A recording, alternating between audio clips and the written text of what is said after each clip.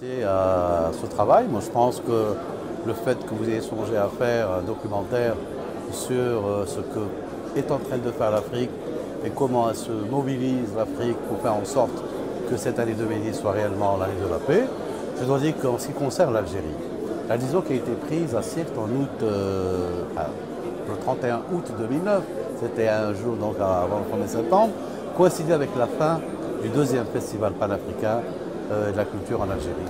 Et vous savez que le festival panafricain venait, si vous voulez, après 40 ans, après celui de 69. Celui de 69 a été celui de la libération de l'Afrique.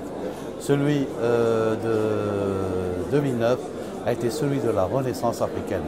Et nous avons senti tout cet engouement, toute cette Afrique qui était venue à Alger présenter un autre visage au monde que celui qu'on a l'habitude de voir d'une Afrique déchirée dans les conflits, de voir cette Afrique où ces Africains fuyant les zones de guerre.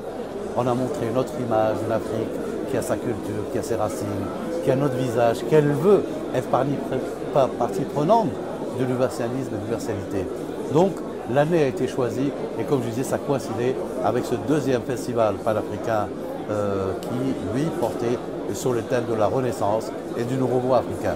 Donc l'année pour nous, en Algérie, nous nous sommes organisés, nous n'avons pas attendu, nous avons tout un programme au plan national, d'abord au niveau de la jeunesse. Nous avons mobilisé la société algérienne à travers sa jeunesse. Comme vous le savez, nous avons une diversité d'associations de jeunes très impliquées et qui font beaucoup dans le domaine de la culture de la paix. Et comme je dis la culture de la paix, comme vous le savez, l'Afrique a pris la décision de créer l'Académie de la paix en Algérie. Et c'est un peu dans cet esprit, dans cette culture que nous voulons enseigner à nos enfants ce que c'est que la paix, ce que c'est que la culture. Et je parle d'un pays où nous avons connu la guerre, nous avons souffert de la guerre, nous avons souffert du terrorisme. Nous sommes parmi peut-être les peuples qui savent ce que c'est le prix de la vie et ce que c'est que le prix de la paix. Donc nous avons un programme national à travers le mouvement associatif. Nous avons un programme national à travers les radios. Et comme vous le savez, le 21 septembre va être l'année mondiale, enfin la journée mondiale de la paix.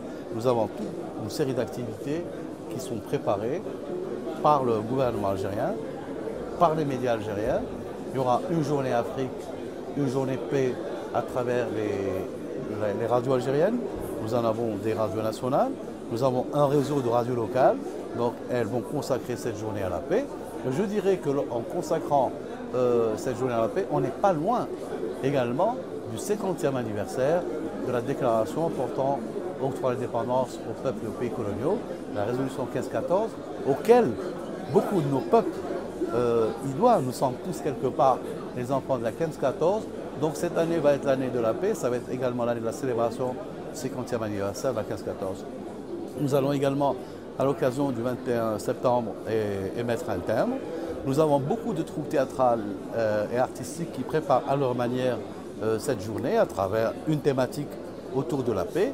Je crois que c'est une année que nous espérons que cette année soit le déclic d'une véritable culture de la paix chez nos enfants, chez nos peuples. Et encore une fois, l'Algérie a adhéré à cette déclaration et l'Algérie est en train de la mettre en œuvre. L'Algérie participe, l'Algérie a participé, le président de la République s'est beaucoup impliqué dans le règlement des conflits. Comme vous le savez, nous avons pris une part importante dans le retour de la paix entre l'Éthiopie et l'Érythrée. L'Algérie a été très impliquée, son président est très impliqué, parce que nous croyons qu'on ne peut pas concevoir de développement sans paix et sécurité. Et nous sommes également impliqués dans le règlement des conflits dans les pays voisins. Nous avons donc accompagné nos frères au Mali, nos frères au Niger pour le règlement des rébellions entre dans ces deux pays. Nous accompagnons les efforts des Nations Unies dans la recherche d'une solution définitive à la question du Sahel occidental. Nous sommes présents également dans d'autres conflits en RDC. Nous avons été médiateurs, nous avons participé à tout le processus qui a conduit à la mise en œuvre de l'accord de Lusaka. Nous sommes présents, on a été présents dans les conflits autour de la rivière Mano. Donc c'est dire que l'Algérie s'investit énormément dans la recherche de la paix. Et, nous apportons nos appuis au règlement de la situation au Darfour. L'Algérie est partie prenante, elle fait partie du groupe africain, enfin du groupe des ministres africains impliqués dans le processus de Qatar. Donc nous estimons que nous avons un devoir, une responsabilité de faire en sorte que notre continent retrouve la paix. parce que nous sommes convaincus, nous sommes passés par cette expérience qu'il ne peut y avoir de développement sans paix et sécurité.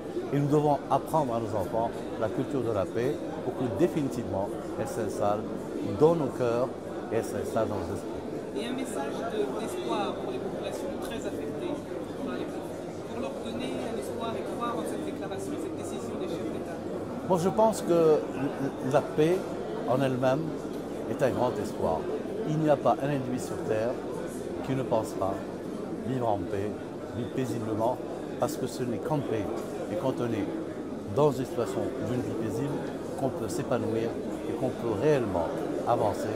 Et je pense que cette déclaration est un déclic et je pense, et j'en appelle, que ça ne soit pas un événement qu'on célèbre un jour ou une année, mais qu'un événement et puis un objectif qu'on poursuit toujours.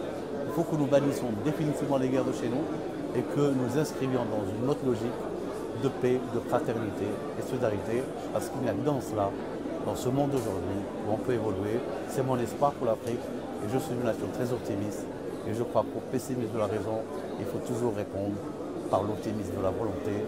Ça, je ne sais pas, c'était un grand philosophe européen qui l'avait dit il y a un certain temps, j'y crois. Donc persévérer, il faut avoir l'optimisme de la volonté.